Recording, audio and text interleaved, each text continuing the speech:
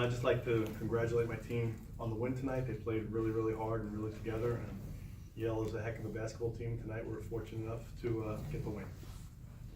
Tim, you had early in the game, Ricky's in foul trouble. TK and said two of your starters, they didn't really, contribute much offensively, and yet you guys, seem like you overcame that easily. Your bench played so well. How about kind of getting more contributions from different guys, which you got to? I think it's been really important for our development as a team, and we feel comfortable with those guys coming off the bench now and bringing some energy to the game first of all, and guys can also make a few shots here and there. But I think it's the defensive energy that they brought in that changed the game. You've had some teams that have been pretty top heavy. Is that something that's a little different with this team that you can maybe? It's very different because it's kind of like trying to figure out during the game which guys may be playing well that night, and we're just trying to get all of them to play with the same level of energy. So now we can keep that pace up longer. If we can play 9 guys, it's going to be an advantage for us.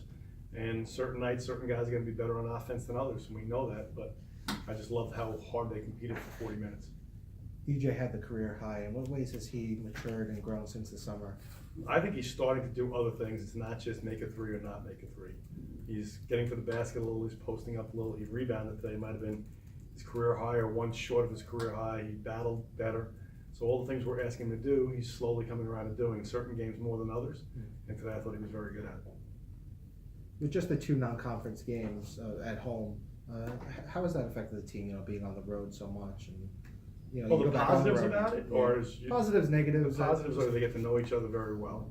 The negatives are you're playing in a tough environment, and a lot of times you're not going to get the most favorable whistle. Like you're going to have to overcome a lot of things to try to be in the games, and more importantly, try to win them.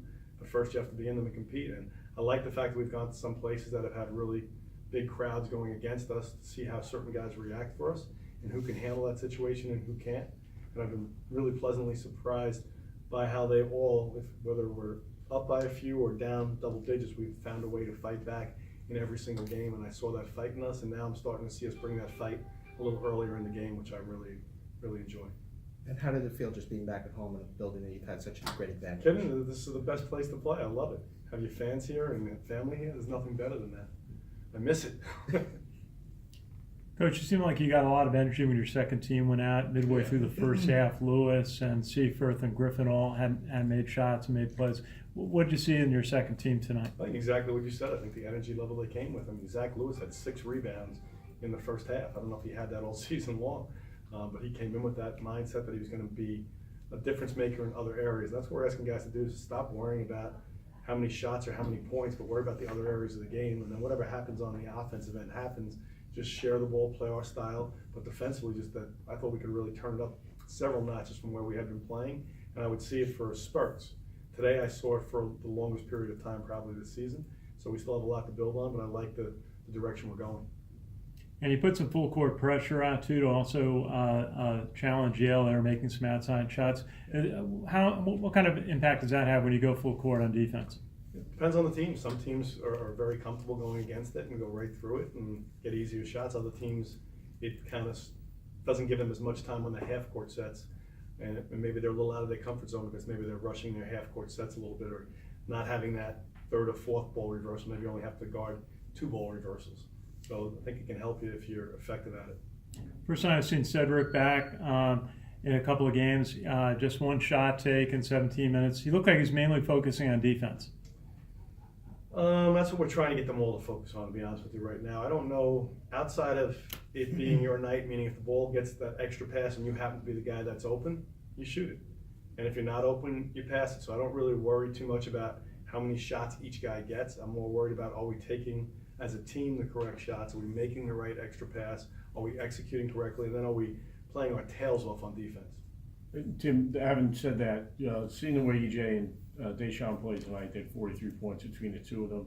Obviously, you've had TK and Ricky play well. They're kind of good all-around players for you guys, but those guys can kind of be first and second options for you guys. And have they started to kind of play more like that of late? And the last couple of games they certainly have, and that's what we're hoping that will develop as the season moves on and guys get kind of comfortable playing together. Obviously, we're a much better team when we have more weapons out there that can make shots and make plays. And I think, they said Deshaun Much probably struggled a lot early on. And the last couple of games he's played better. EJ's had several good games in a row and is starting to be more consistent. Okay, Ricky has been consistent the whole way through. Foul trouble probably kept him out of his normal box score, but then Zach Lewis, who had been averaging double digits for us and missed the game, comes back and just gives us great effort out there. Jan has been phenomenal with his energy, and in all fairness, there's a couple of guys who had played okay for us in Tyrell Williams and even Gavin, who I didn't even get a chance to put in because the other guys were playing so well. I thought Roland Griffin really changed the pace of the game on both ends. He was guarding anyone from the 1 through the 5 on defense and really making guys stop and rotating and making plays. And then on offense, he was breaking guys down and making plays for other teammates. So again, it's going to be matchups within games and how guys are playing within games. But I like the fact that we are getting deeper. And CJ Seaforth is coming around as a rookie. We're giving him a little more of a taste every time out, and he's proving that he deserves it. What has he done? I was going to ask you that too. He's learning a lot of the stuff that he couldn't understand early on, and we do a lot of different things here, and it was all brand new to him, and it starts with just working hard and playing with effort, and all of that has gotten a lot better, and his understanding of where he's supposed to be and what we're doing on the defensive end especially has gotten better, so we're slowly bringing him along, and he's really rewarding us for that. Coach, where do you want to see this team improve as you've got, I think, 5 more games before your conference season? Oh, there's so many areas. I probably have a list that's a page and a half long where we need to improve, because it starts with individual improvement and then team improvement from there.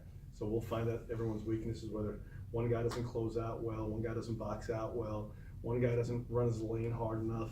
There's a million things, but it's a good question, and just it's too long a list to tell you.